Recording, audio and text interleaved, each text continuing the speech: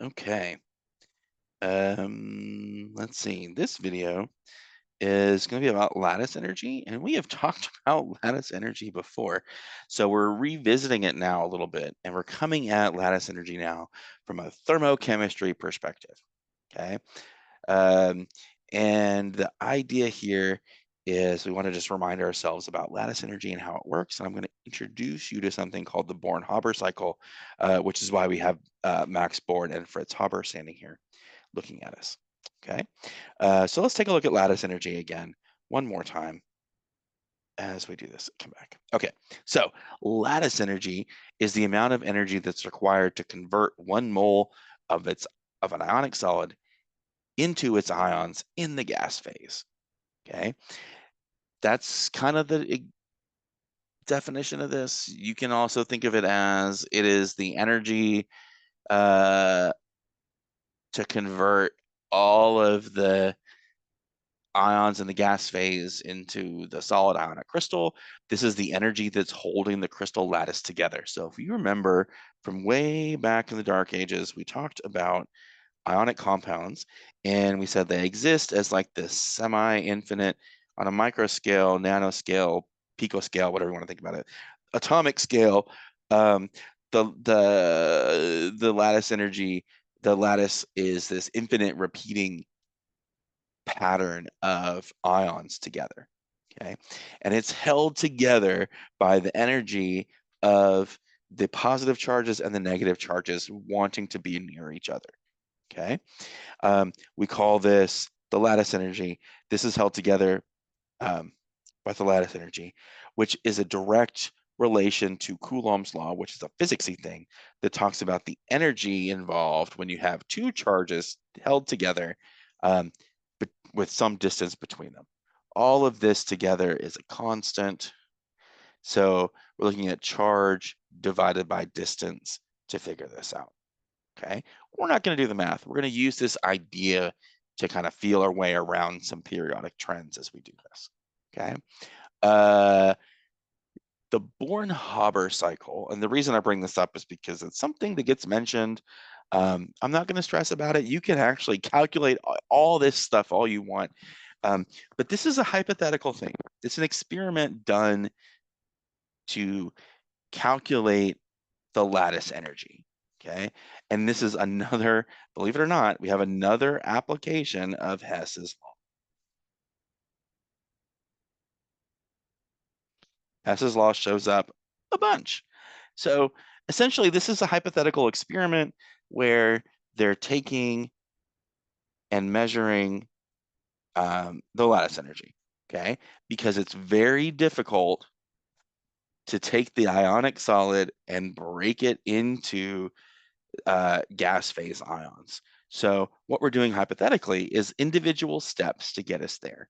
So if we take the ionic solid and split it into elements, so sodium and chlorine in this example, okay? So we can do that step. This is a formation step. In the next step, we're going to take sodium and we're going to vaporize it into the gas phase. In the next step, we're going to take chlorine and we're going to dissociate it into atoms. So this is the heat of sublimation of sodium, probably. And this would be the bond dissociation energy of a chlorine atom. Okay. Now we have atoms in the gas phase. We're going to ionize them. So the ionization energy of both of these guys, or the nth, all that stuff. Okay. This is just moving over here so we can come back down. And then we can, oh wait, no. This was ionizing the sodium. This is ionizing the chloride. And when we do that, the sum of all these delta H's gives us the overall lattice energy. I'm not going to make you calculate all of this stuff, okay? This is just an application of Hess's law to figure out the lattice energy, right? This is a hypothetical thing, okay? While we're thinking about it, I need to say the secret word because we're almost done with the videos for this. Secret word here is enterprise. Enterprise. All right. All right. So what I do expect us to be able to do is to know lattice energy from the trends. And I know we've talked about it before because I pulled these slides out of old videos. Okay. So remember, we're talking about the charge, okay, and the distance, okay? The constant doesn't matter. We can just think of it as some number, okay? Here, what we're doing is comparing things that have relatively similar distance between them, but the charges are increasing. And as the charges increase from, we have +1 -1, +2 -2, and +3 -3, it increases dramatically, right? This is 1 times 1, so this is 1. This is 2 times 2, so this is 4. This is 3 times 3, so this is 9.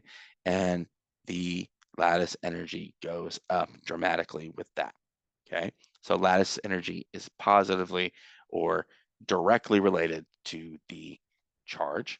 If we look at things that have the similar size, but the distance is different, not similar size, similar charges, the same charge, and the distance is different, right? Here we're keeping iodide the same, and we're swapping out the cation. Lithium is really small, sodium is in the middle, potassium is bigger.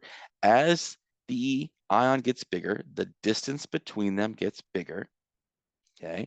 And as the distance between them gets bigger, the lattice energy goes down.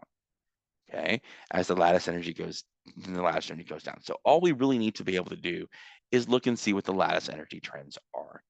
Okay, so let's think of something. Let's think of, say, let's compare MgO versus BAS. Okay, both magnesium and barium are in group 2, so these are both 2+. Oxygen and sulfur are both in group 6A, so these are both 2-. Okay, so charge is a wash. Charge is the same. Excuse me, charge is the same for both of these, which means it's a distance effect. As we go down the group, so both of these are down the group, these are smaller and these are bigger. Okay, so you see where we're going with this? The charges are the same. The smaller one is paired with the smaller one, and the bigger one is paired with the bigger one. So this has a longer distance. So this barium sulfide has the lower lattice energy. Okay. Magnesium oxide being smaller, the distance is shorter, it has the higher lattice energy. Okay. That's all I want us to be able to do is, can we use the trends we know to compare the lattice energy? Okay. That's all for lattice energy. I'll catch you later. Have a good night. Let me know if you have questions. I'm here to help.